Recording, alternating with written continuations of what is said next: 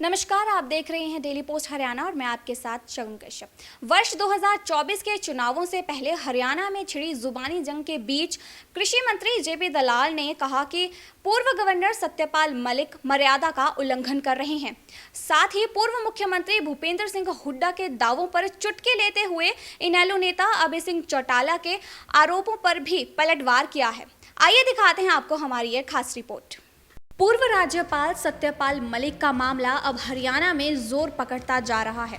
सत्यपाल मलिक के बेबाकी भरे बयान अब सत्ता पक्ष को चुभने लगे हैं और इसी के चलते ही सत्तारूढ़ ने पूर्व राज्यपाल के खिलाफ मोर्चा खोल दिया है। इसी कड़ी में ही भिवानी में आज सूबे के कृषि मंत्री जेपी दलाल ने पूर्व गवर्नर सत्यपाल मलिक पर मर्यादा का उल्लंघन करने का आरोप लगाया है। इतना ही नहीं, दलाल ने तो इतना तक बोल दिया कि अगर सत्यपाल मलिक को गवर्नर रहते ही कुछ गलत लगा तो उन्हें तभी इस्तीफा दे देना चाहिए था। जेपी दलाल ने कहा कि सत्यपाल सत्ता सुख का आनंद लेने और राज्यसभा जाने के लिए सरकार को गाली दे रहे हैं। इसके साथ ही जेपी दलाल ने इनेलो नेता को भी आड़े हाथों लिया। कृषि मंत्री ने अभय चौटाला द्वारा विपक्ष को एक होने या जेल में राजनीति करने के बयान पर पलटवार करते हुए कहा कि कुछ नेता ऐसे हैं जिन्होंने ऐसे काम किए हुए हैं जो एक होना हो उन्हें जेल जाना ही पड़ेगा। जेपी दलाल ने कहा कि विपक्ष ये सोचता है कि वो एक होकर मोदी को हटा देंगे और जेल जाने से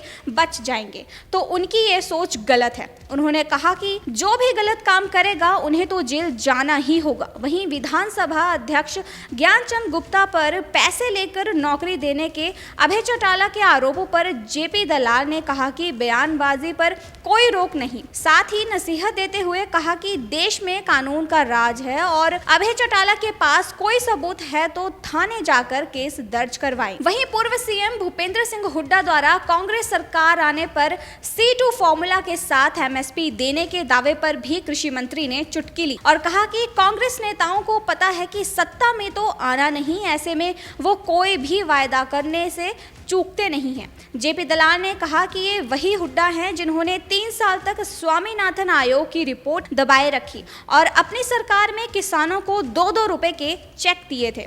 नेताओं के आरोप प्रत्यारोप का सिलसिला कोई नई बात नहीं है। मौका मिलते ही राजनीतिज्ञ एक दूसरे को अपनी सुविधा अनुसार टीका टिप्पणी करते ही रहते हैं। बहरहाल ऐसे में देखना ये होगा कि राजनेताओं के इस बयान को जनता कैसे लेती है।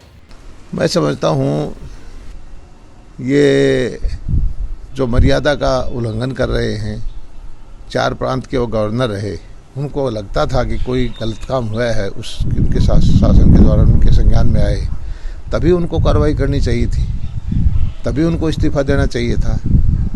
मेरे विचार से वो अब ये है कि सरकार को गालियां दे करके विपक्ष के माध्यम से राज्यसभा में जाना चाहते हैं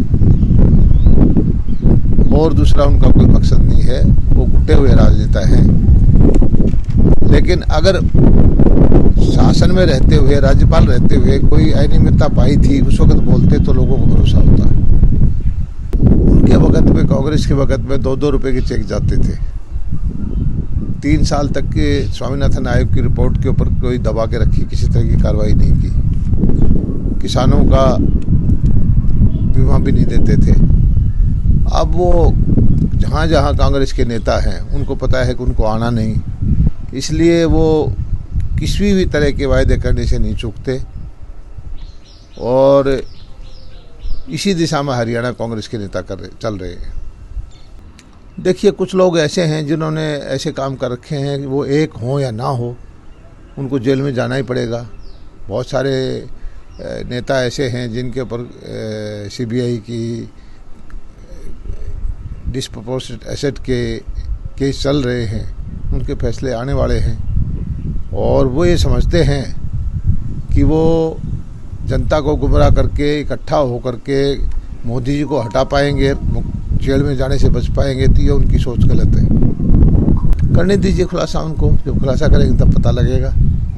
बयानबाजी तो कोई भी आदमी कर सकता है, लेकिन इस देश में कानून का शासन है। अगर उनके पास कोई सबूत है किसी के खिलाफ भी, तो थाने में जाएं, रिपोर्ट दर्ज कराएं और फिर पता लगे।